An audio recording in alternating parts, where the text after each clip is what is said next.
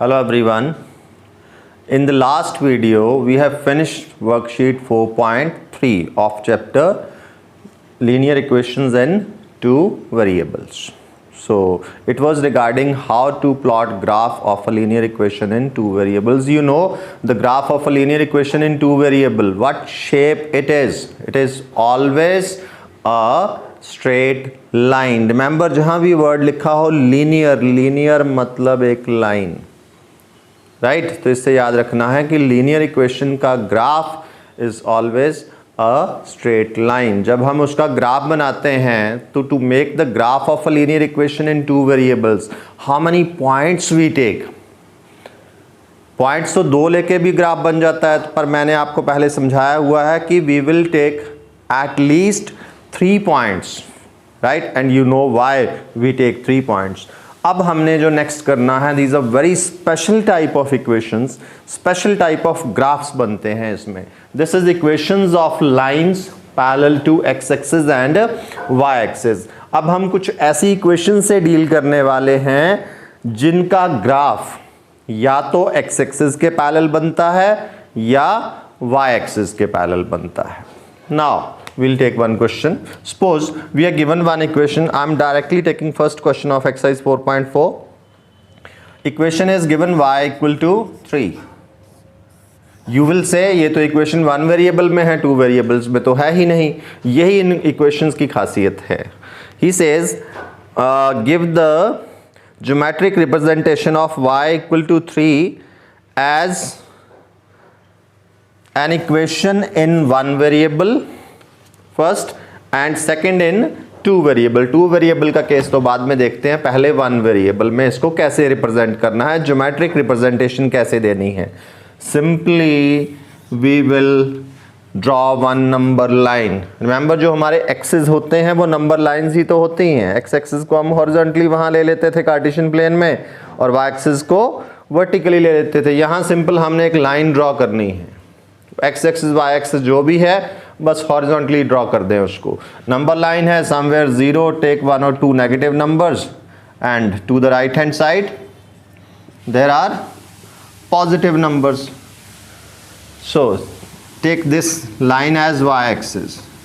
ये सिंपल एक ही लाइन है, आप हॉरिजॉन्टली प्लॉट कर दें, कोई दिक्कत नहीं है, ज़रूरी नहीं कि इसको वर्टिकल ही बनाना है. ठीक है जी. Now see sorry where y equal to 3 is, here is 3, so this is y equal to 3. simply number line पे पॉइंट कहाँ है. y -3 होता तो -3 इधर होता, y -1.5 होता तो यहाँ होता. ठीक है, सिंपल जैसे नंबर लाइन पे आप नंबर रिप्रेजेंट करते हैं. Second is very interesting case. In two variables we have to give its geometric representation of this equation in two variables. In two variables means in Cartesian plane.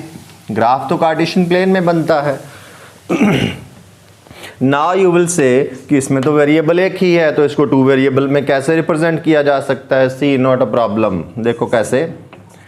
0 into something we know always 0. See now. How many variables you can see? 2 variables. अब ये 2 variable में convert होगी. It's very easy. अब इस equation की खास बात ये है कि जब आपने इसका टेबल बनाना है तो you will do no calculations at all. कोई कैलकुलेशन नहीं करते हैं. सी क्या है, और इसमें 4-5 वैल्यूज ले लेना, क्योंकि हमने कैलकुलेशंस तो करनी नहीं, सीधी लिखनी है. We can take more than 3 in this case. ठीक है जी. अब गिवन इक्वेशन देखना. What is given equation? y equals to 3. ठीक है जी. जितने भी मैंने टेबल में कॉलम्स बनाए हैं सब में y में 3 डालना, क्योंकि y की फिक्स्ड वैल्यू है 3. सब में y की वैल्यू 3 डालेंगे आप.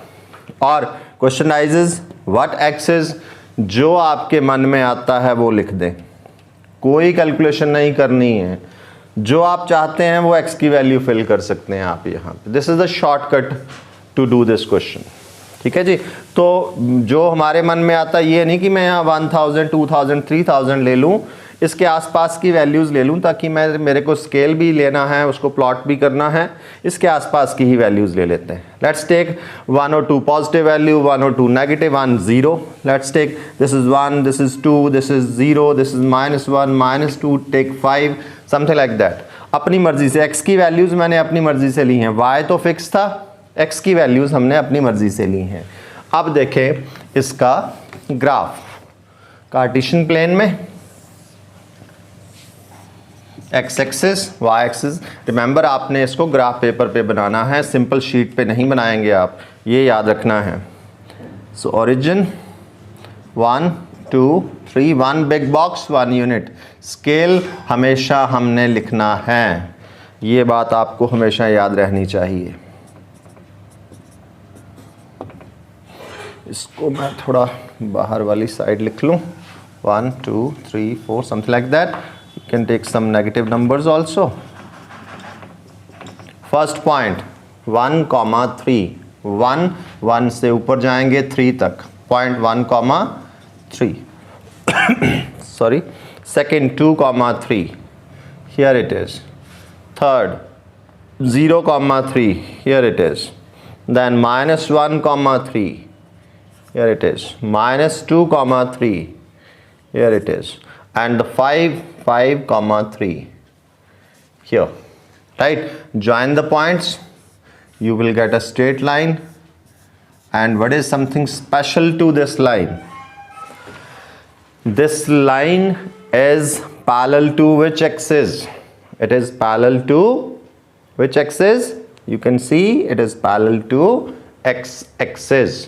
So this is how we can give the geometric representation of an equation which is in one variable, और geometric representation देनी है 2 variables में in the Cartesian plane. So this is the shortcut method. So what was given to us? See, equation was given y equals to 3.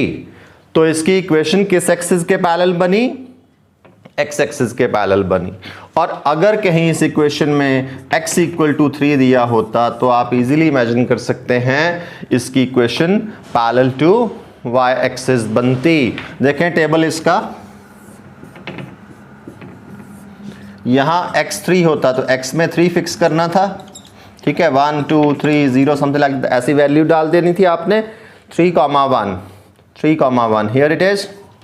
Then 3, 2 here, 3, 3, then 3, 0 here it is. आप देखें, अब मैंने एक ही graph में बना दिया इसको. What you can say, this equation is parallel to which axis? It is parallel to y axis. So याद रखना, whenever it is given x equal to something, the equation is parallel to y axis. Whenever it is given y equal to some constant, the equation is parallel to x axis. और एक और इसकी खास बात देखनी है कि अब तो क्लियर हो गया कि y एक्सिस के पैरेलल कब होनी है और x एक्सिस के पैरेलल कब होनी है. अब दूसरी चीज, इक्वेशन दी है, मैं इसी इक्वेशन से क्लियर कर रहा हूं. इक्वेशन दी है y इक्वल्स टू 3. तो नाउ वी नो कि पैरेलल टू x एक्सिस होनी है. y equal to 3, positive 3 negative 3, ये देखना है. Positive 3, so it will be 3 units above the x axis. अगर y -3 होता तो 3 units below the x axis. x3 है 3 units to the right of y axis. और अगर कहीं -3 होता तो 3 units away from the y axis to the left side of the y axis. See, जैसे इक्वेशन क्वेश्चन नंबर 2 में हमें दिया है, question 2 of this worksheet, 2x + 9 = 0. तो पहले x की वैल्यू निकाल लें. 2x - 9, x = -9/2. What is x? -4.5. सो x की वैल्यू निकल जाएगी. किसके पैरेलल बनेगा graph? Parallel to y axis.